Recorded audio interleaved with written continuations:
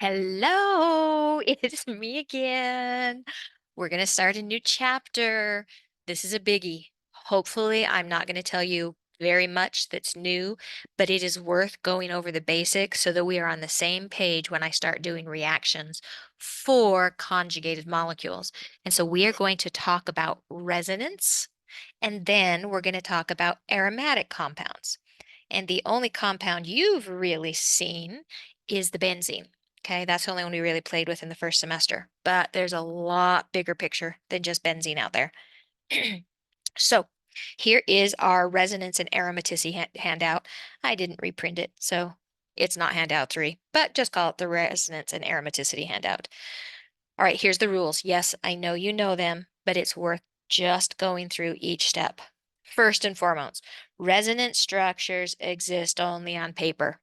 The reason you draw a resonance structure is so you can tell me, I recognize it's not any of those molecules. It is a hybrid of them. Okay, but being able to draw it on paper gives us a nice visual. Resonance structures are not in equilibrium.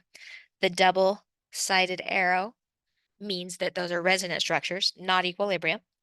They are not isomers of each other. So I'm not talking constitutional isomers or stereoisomers. When writing these resonance structures, only move electrons. Only move electrons, no atoms. I can't stress that enough. Okay. Usually that's a pi bond and a lone pair. The atoms must remain the same.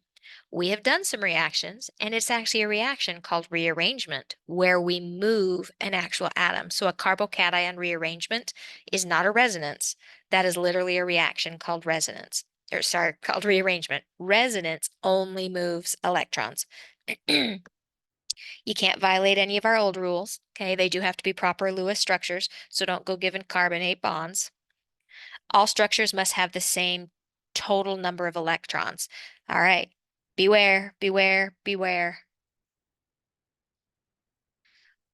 I've spent this whole time teaching you to write the best Lewis structure.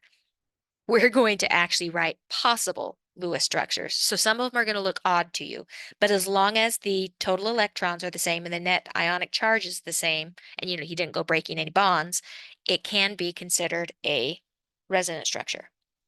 All atoms that are part of the system must lie in the plane or must be flat. And I always say this, they all must have a p orbital. And I'm going to now add a caveat. The p orbitals must line up. That was always assumed or implied before.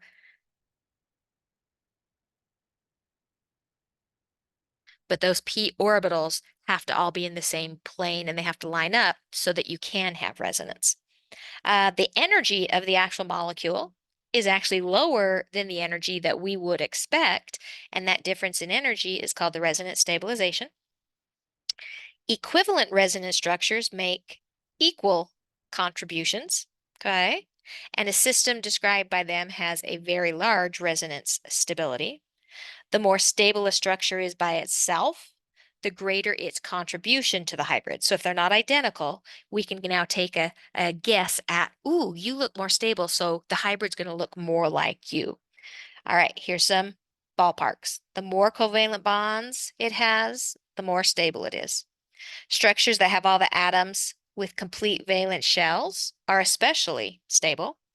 Charge separation, okay, decreases stability. So nature loves neutral. No charges are the best, but the further those charges get away from each other, the less stable it becomes.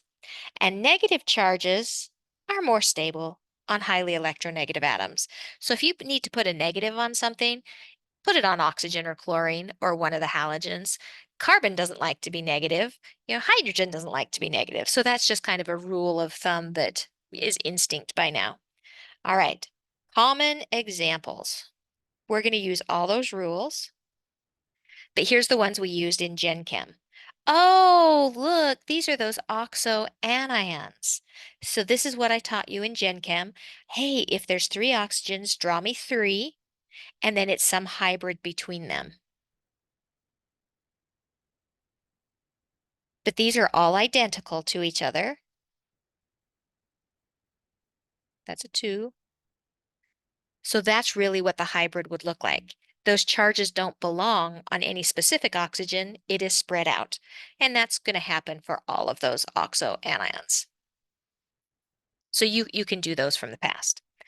All right, what we're interested in though is conjugated pi bonds.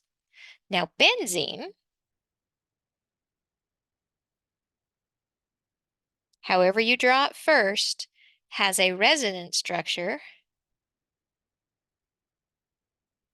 with the pi bonds in a different location. What? You just redrew the same thing twice. No, I did put them in different locations. So if you were to number, this bond is between 1 and 2, and this bond is between 1 and 6. Okay, so yes, benzene does have a resonance structure, but guess what its hybrid looks like? Wonk. That's why we draw it there. Those pi bonds, they don't belong to any specific carbon. They belong to everybody. All right, how about this wonderful conjugated system? So remember, conjugated means everybody has, usually it's a p orbital. So everybody in that system has a p orbital. They have to line up, but that means that the pi electrons can actually move around. Now, I know we hate this. Okay, I hope that just gives you the heebie-jeebies. Why in the world would you break that stable system and separate those charges? Okay, I know it doesn't look right, but can you see that those are the possibilities? So if I take my molecule, this one would go here, this one would go there. So the pi bond 1, 2, 3, whoops, I put that in the wrong spot. So my pi bond would now be there, or my sigma bond. God, wow, I said it right the first time. The pi bond would go there. This leaves electron density deficient, and this one puts a lone pair right there. Okay, it's not a very good one as far as stability goes, but it is a resonance structure. Ah, we saw this in the radical chapter, and we saw it a lot when we were doing carbocations, but let's take a look at the allyl systems. Okay, what does allyl mean? One away from a double bond. It can be radicals, it could be charged, okay, lone pair, positive, negative. And this first one, wow, that is really light writing. This one I believe is a carbocation. This one is an anion, or vice versa. And then this one is a radical. Okay, so the X, Y, and Z. Of course, X and Y can be, the same thing. But if you have, and it doesn't matter which one it is, radical, anion, or carbocation, the thing you're looking for, do they all have p orbitals? If they all have p orbitals, there is nothing wrong with that going there. Okay, so don't forget those nice simple ones. And allyl locations are very stable, very, very stable. All right, well, what if you have ions or lone pairs next to pi bonds? Okay, as long as you have a p orbital, it can go and be happy. All right, well, how does this have a p orbital? Let me draw it different. It's sp2 hybridized. That's sp3 hybridized. So sp2 hybridized means it has what? Oh, it has a p orbital. So the lone pair can go down, and guess what? This one's now sp hybridized. And now you have a resonance structure. But of course, whoa, whoa, whoa, whoa, whoa. Look at this. The oxygen's going to become positive. Ow, ow, ow. I'm not saying it's a great one. I'm just saying it is a possibility. Well, what if this was a negative? You have to look for the locations that can accept resonance structures. And again, look for those p orbitals. How about our just basic double bonds? Oh, sure. It can just go over and of course put the negative on the most electronegative. But here's a very popular one that we're going to use this semester. Remember, that is a polar covalent bond. That pi bond is weak and it's also a carbon oxygen bond. So it could also be written like that.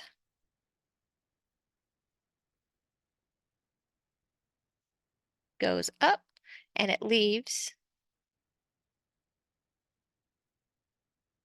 a carbocation in its place, and the oxygen takes on the negative. All right, those are the basic remembers from just resonance. Now, wait a second, you're saying remember, but a lot of that looks new. So it should be instinctive. I'm just applying it to carbon groups now. So hopefully that was mostly a review. It's kind of new to the carbon world, but what I was playing with the electrons shouldn't have been too scary. Shouldn't have been too scary. So question number one, draw at least one possible resonance structure. I'm not saying it has to be the most stable one. Please just draw me one. Get familiar with seeing the resonance structures. And then I'm going to go through each of the pieces. All right, until next time, Jolly out.